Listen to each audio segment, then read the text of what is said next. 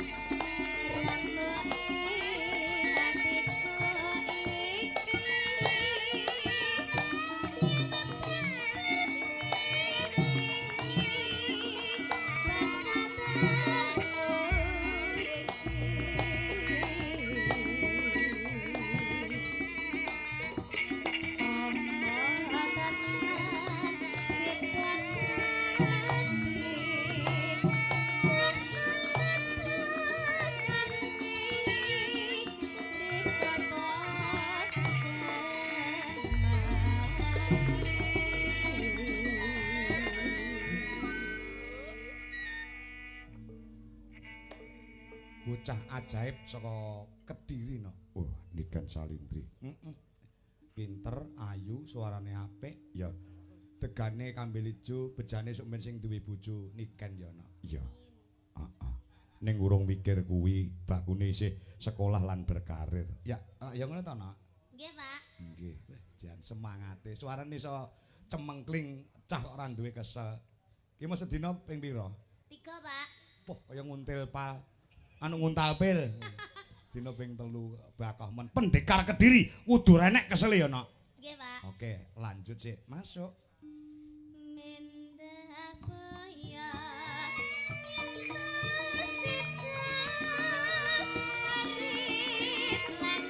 Kedua, garap instrumen gamelan Bali.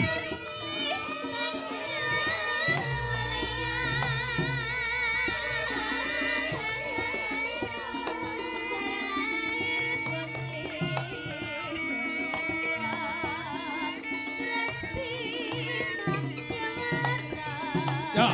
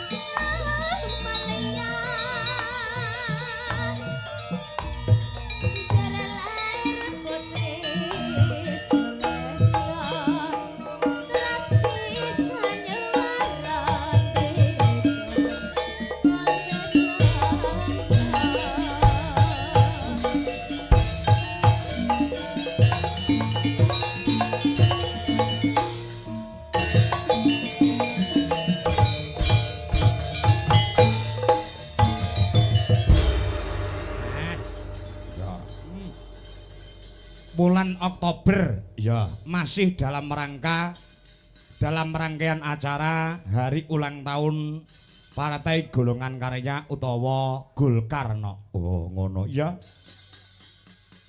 Ingkang kaping pira? Pak insyaallah ingkang kaping 60. Oh ngono ah. 60 tahun utawa 60 tahun ya. Dasare Partai Golongan Karya atau secara umum disingkat Partai Golkar adalah sebuah partai politik di Indonesia yang didirikan sebagai sekretariat bersama Golongan Karya wi pada tahun 1964 utawa 1964 ya. Dan berpartisipasi untuk pertama kalinya dalam pemilihan umum nasional 1971 sebagai Golkar. Oh ngono ah. Dadi lahire Golkar kuwi tahun 1964. Nek ora kleru kuwi no. Ya. Mula beberapa tempat ya mengadakan wayangan sebagai wujud kecintaannya Partai Golkar terhadap pelestarian seni budaya utamane wayang kulit ya kaya ngono sengkut anggone para kadang-kadang saka ing Partai Golkar nggone nguri-nguri kelawan budaya barengi pengetan hari ulang tahun Partai Golkar yang ke-60. Oh, ngono ah. Ya. Merga wis terbukti nek bahwasanya Partai Golkar ki partai sing hebat. Heeh. Partai sing hebat, partai yang solid untuk menuju Indonesia maju. Tepuk tangan buat Golkar di Indonesia. Wow. Kaya ngono ya, ya heeh. Ya. Wis teruji dan terbukti nek Partai Golkar ki pancen partai yang sangat luar biasa. Oh, ngono ah. Ya. Ngestokake dawuh mula wujud kecintaannya terhadap pelestarian budaya sing tak aturke ngarep mau no. Ya.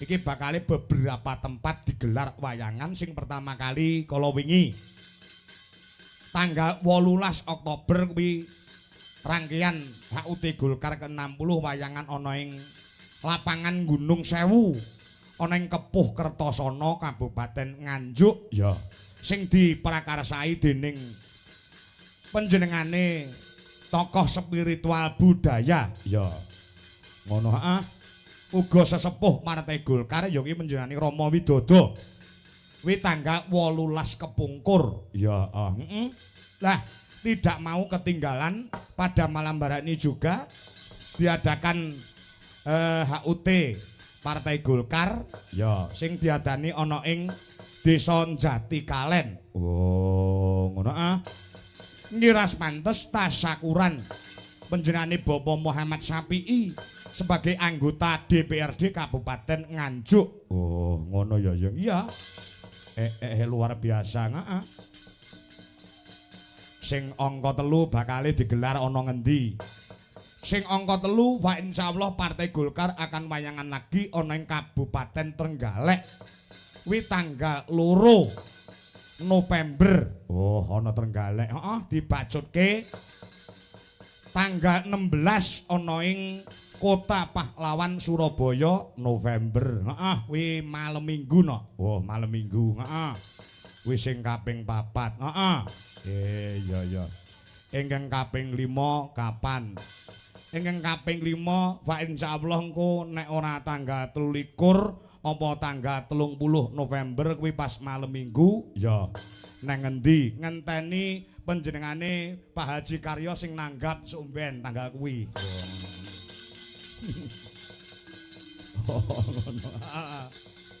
Oh iya kaya ngono kuwi hebat. Golkar pancen luar biasa heeh. Wis dingendikake karo panjenengane Bapak Muhammad Syafi'i no. Ya sore mau bahwasanya kene iki pecah telur. Oh ngono memecahkan rekor heeh.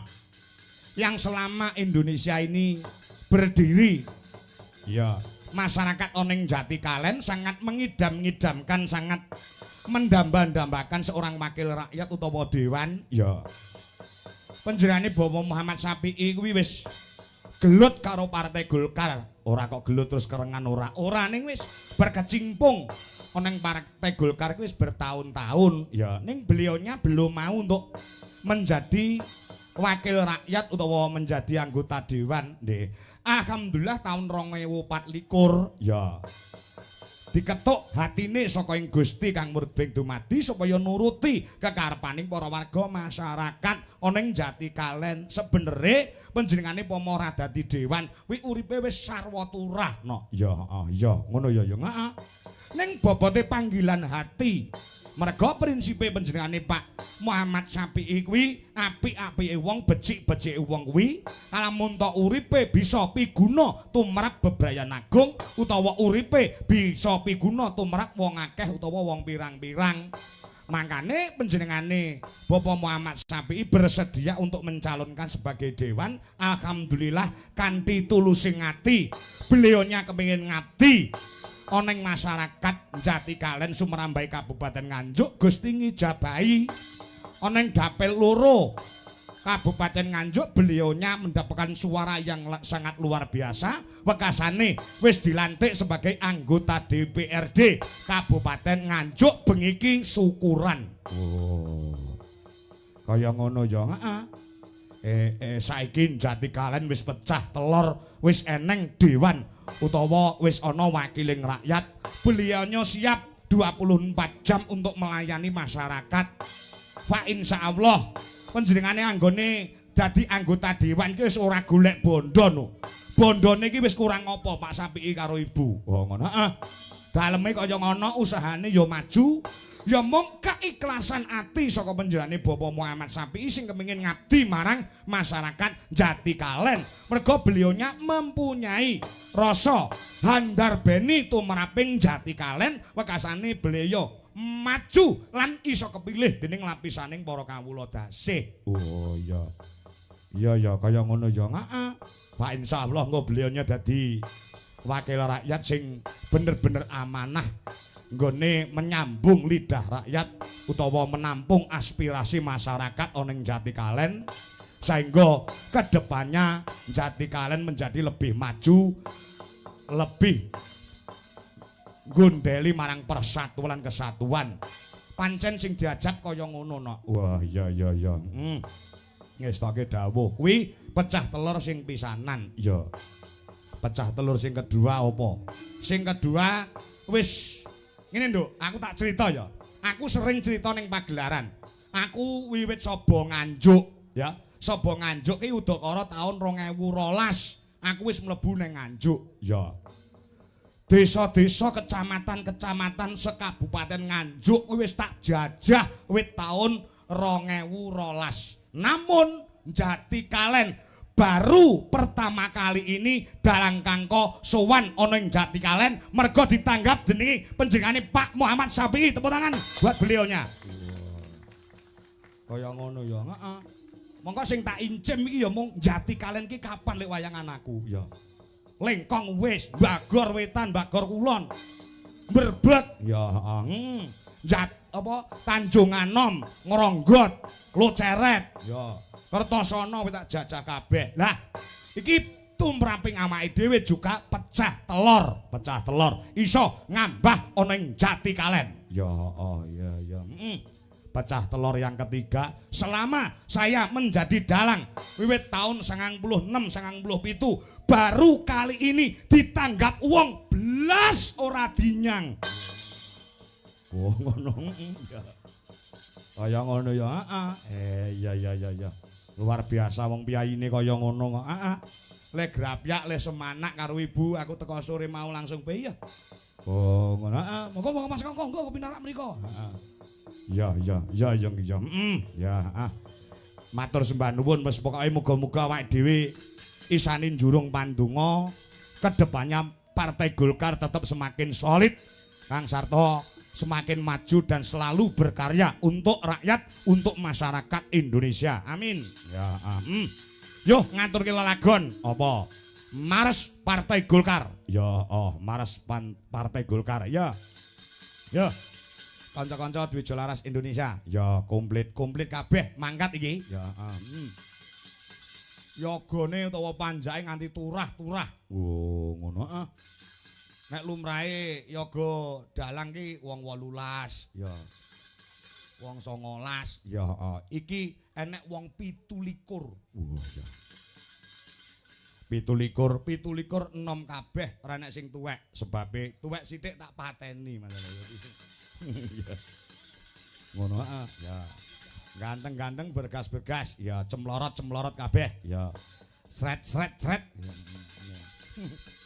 Yo sing semangat kanca-kanca Waranggana juga kanca-kanca Wiraswara. Aja kalah semangate kalian kader-kader Golkar, juga pengurus Golkar karena pada malam hari ini juga dirawi Ketua DPD Golkar penjani Ibu Maria Tunda Dewi Emsos MSI, juga Dewan Penasihat Partai Golkar penjani Bapak Adi Wibowo, ya. Uga Dewan Penasihat penjani Bapak Marsono SH beserta Ibu Ketua DPD Golkar Trenggalek ya keparang rawuh insyaallah. Ketua DPD Golkar